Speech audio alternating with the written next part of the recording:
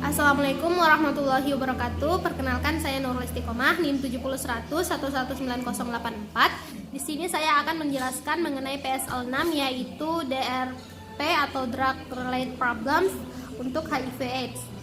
Jadi apa itu DRP? DRP itu merupakan suatu situasi yang tidak ingin dialami oleh pasien, di mana disebabkan oleh terapi obat sehingga dapat berpotensi menimbulkan masalah bagi keberhasilan penyembuhan yang dikehendaki. Jadi kita di sini akan membahas kasus, yaitu ada seorang perempuan berusia 21 tahun masuk rumah sakit pada 21 April 2011. Kemudian telah didiagnosa terkena HIV dan TB paru 10 bulan yang lalu. Namun pasien tersebut berhenti meminum obat antituberkulosis sejak 8 bulan lalu dan hanya sesekali saja mengkonsumsi obat ARV, yaitu obat yang diindikasikan untuk HIV/AIDS yang telah diresepkan oleh dokter.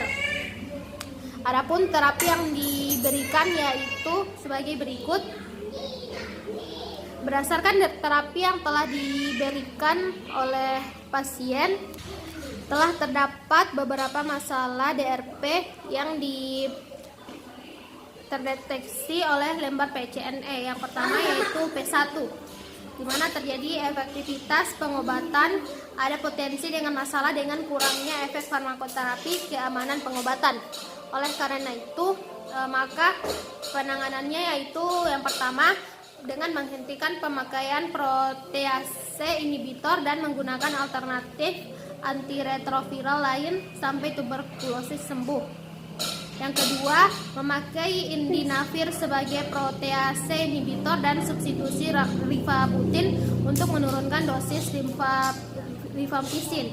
Kemudian yang ketiga yaitu mengeluarkan rifampicin dari regimen dan pengobatan diperpanjang selama 18 bulan. Adapun masalah yang kedua yaitu P2, di mana pasien menderita atau dapat menderita dari suatu peristiwa pengobatan. Untuk penanganannya itu HIV dan TB yang tidak mendapatkan perawatan TB dengan adekuat, sehingga mengakibatkan HIV/AIDS ini menjadi progresif dan mengakibatkan infeksi opportunitis lainnya. Oleh karena itu mengakibatkan kondisi makin buruk dan sehingga pasien menderita. Kemudian yang ketiga yaitu C7, di mana penyebab DRP itu bisa berhubungan dengan pasien dan penyakitnya, perilaku disengaja atau tidak disengaja, di mana pada hasil itu menunjukkan status imunologis penderita yang menurun secara progresif akibat penghentian OAT, yaitu obat antituberkulosis, di mana pemberian cotrimoxazole dengan dosis 960 mg pada penderita ini bertujuan untuk profilaksis terhadap pneumonitis, Charcot-Marie pneumonia dan toxoplasmosis, di mana selain itu pemberian cotrimoxazole ini diberikan pada kasus HIV/AIDS dengan infeksi TB, di mana penderita ini belum diberikan obat ARV yaitu untuk HIV/AIDS, di mana karena masih memulai pengobatan tuberkulosis, sehingga diberikan ciprofloxacin 200 mg per 12 jam untuk infeksi sekunder. Kemudian untuk masalah yang keempat yaitu P1.2, di mana terdapat adanya pengaruh terapi yang belum optimal.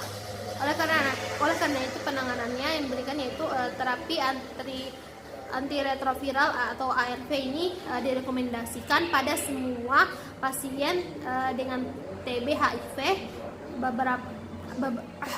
berapapun jumlah CD4-nya. Dengan obat antituberkulosis, OAT ini tetap diberikan dan menjadi prioritas utama, di mana apabila ARV ini diberikan bersama dengan OAT, pasien akan minum terlalu banyak obat, sehingga untuk memulai terapinya OAT diberikan terlebih dahulu, kemudian diberikan dengan ARV dalam 8 minggu pertama menurut Wijaya IMK 2017 Desember. Kemudian masalah yang ketiga yaitu C3.1, di mana dosis obat ini terlalu rendah, di mana pada skenario itu pasien diberikan nystatin drop oral 4x2 mili Jadi ini merupakan dosis yang rendah, sehingga untuk penanganannya dosis nystatin tersebut harus dinaikkan menjadi nystatin drops 4 kali 6 mili berdasarkan PIONAS BPOM. Kemudian masalah yang ke-6 yaitu C3.2, di mana dosis obat ini terlalu tinggi. Di mana pada skenario dosis obat etambutol itu yang diberikan 1000 mg, yang dimana dosis obat ini terlalu tinggi, dan berdasarkan PIONAS BPOM itu etambutol yang diberikan itu harusnya 15 mg per 1 kali sehari. Jadi oleh karena itu penanganannya etambutol ini dosisnya diturunkan menjadi 15 mg diberikan 1 kali sehari. Kemudian masalah yang terakhir itu 02.1, di mana masalah terpecahkan sebagian pada kasus ini, di mana seseorang penderita HIV dan TB ini tidak mendapatkan perawatan TB dengan adekuat, sehingga mengakibatkan HIV/AIDS itu menjadi progresif, mengakibatkan infeksi oportunitis lainnya. Jadi sehingga kondisi pasien tersebut semakin buruk dan penderita meninggal dicurigai karena terjadinya sepsis. Mungkin hanya itu saja yang bisa sampaikan, kurang dan lebihnya mohon dimaafkan. Assalamualaikum warahmatullahi wabarakatuh. Terima kasih.